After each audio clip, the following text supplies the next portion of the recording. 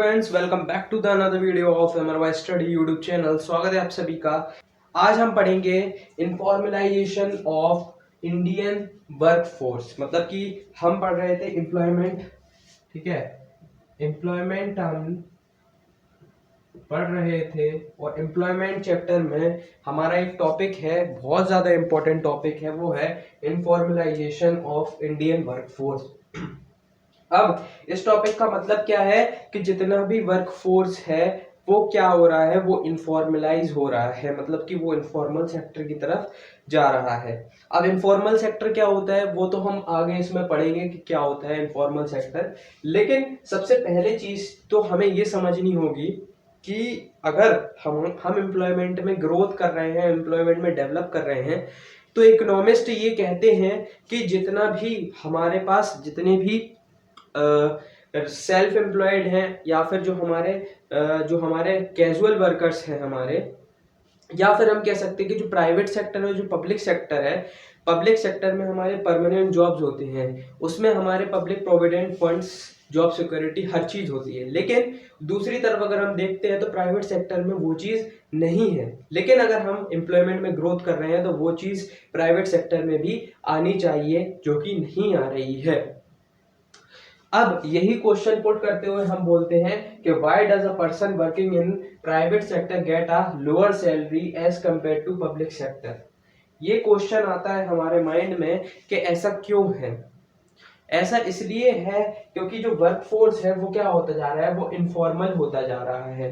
अब इनफॉर्मल क्यों होता जा रहा है उसका रीजन हम पढ़ेंगे, लेकिन सबसे पहले हम ये समझ लेते हैं कि फॉर्मल और इनफॉर्मल सेक्टर क्या क्या होते हैं। देखो, फॉर्मल सेक्टर वो सेक्टर होता है all the public sector establishment and private sector establishment which employ 10 hired workers और more are called formal sector. Formal sector वो पब्लिक सेक्टर अंडरटेकिंग्स और प्राइवेट सेक्टर अंडरटेकिंग्स होती हैं जो कम से कम 10 हायर्ड करें वर्कर्स और उनको सैलरी दें, उनमें वो कहलाती है हमारी फॉर्मल सेक्टर। ये कुछ बड़ी बड़ी एंटरप्राइजेस होती हैं, बड़ी बड़ी कंपनियां होती हैं, पब्लिक सेक्टर अंडरटेकिंग्स होती हैं, जो जिसमें बोला गया है कि 10 मिनिमम 10 आपको हायर करना है वर्कर्स, ठीक है, उससे कम नहीं कर सकते।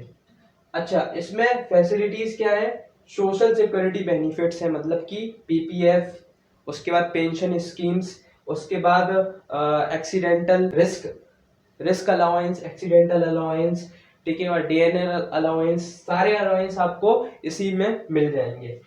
उसके बाद earn more than informal sector, ये क्या है, ये इनफॉर्मल सेक्टर से ज्यादा इसमें कमाई होती है, ठीक है। हमने फॉर्मल सेक्टर को पढ़ लिया। फॉर्मल सेक्टर से हम आते हैं किस पर, इनफॉर्मल सेक्टर पे। इनफॉर्मल सेक्टर जैसे आप नाम देख रहे हैं, इनफॉर्मल मतलब कि फॉर्मल नहीं है।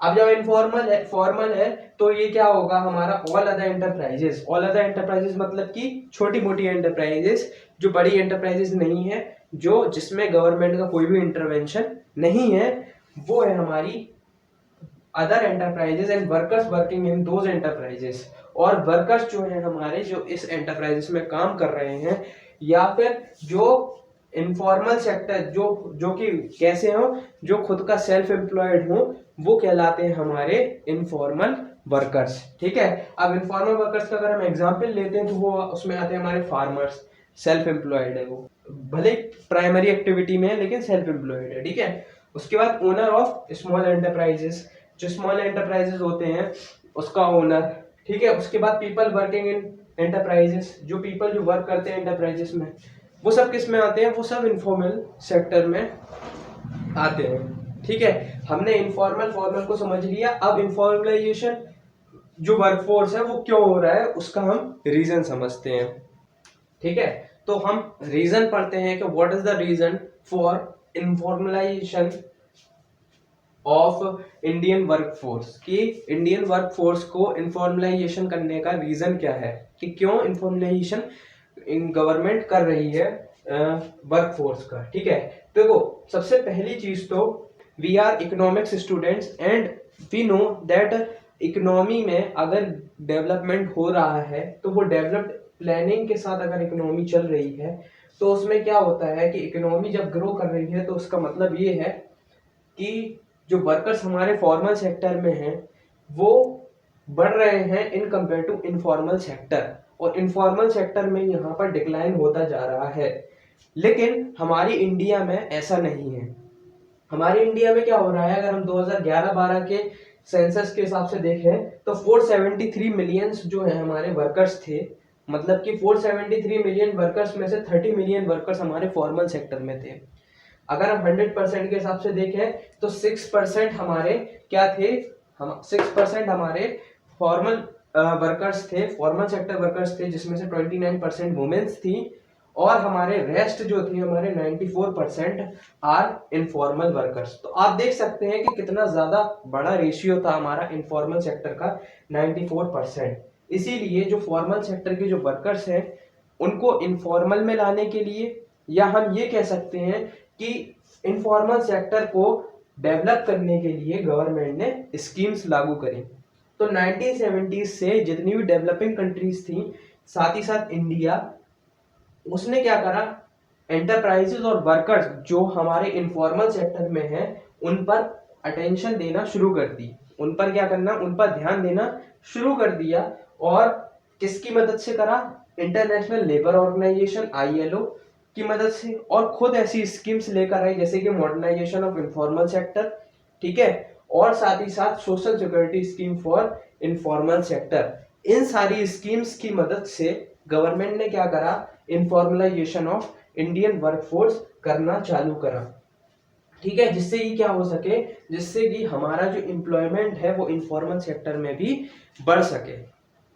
तो इनफॉर्मल सेक्टर में भी जो हमारी स्कीम्स है थोड़ी बहुत लाई जा सके, जैसे कि पेंशन स्कीम है हमारी, वो पेंशन स्कीम हमारी इनफॉर्मल सेक्टर में भी आ चुकी है। लेकिन इतनी पेंशन नहीं मिलती हमें जितनी हमें फॉर्मल सेक्टर में दी जाती। अभी भी जो हमारा डिफरेंस है वो इनफॉर्मल और फॉर्मल में वो अभी भी बना हुआ है, जिसकी वजह से क्या है कि जो हमारा इनफॉर्मल सेक्टर है वो अभी भी बैकवर्ड है, ठीक है। ये इसका बहुत बड़ा रीजन है, जो हमारे इनफॉर्मल सेक्टर्स हैं जो अभी भी हैं वो हमारे फॉर्मल में तब्दील नहीं हो पाए, ये इसका सबसे बड़ा रीजन यहाँ पर है। इसके लिए गवर्नमेंट निरंतर प्रयास करती जा रही है, ठीक है। ये था हमारा informalisation of Indian workforce topic, यहाँ पर हमारा ये टॉपिक खत्म होता है। इसके बाद हम आगे के टॉपिक्स पढ़ेंगे, देखते हैं क्या टॉपिक्स हैं हमारे, ठीक है। मिलते हैं अपने अगले टॉपिक के साथ, तब तक के लिए थैंक यू।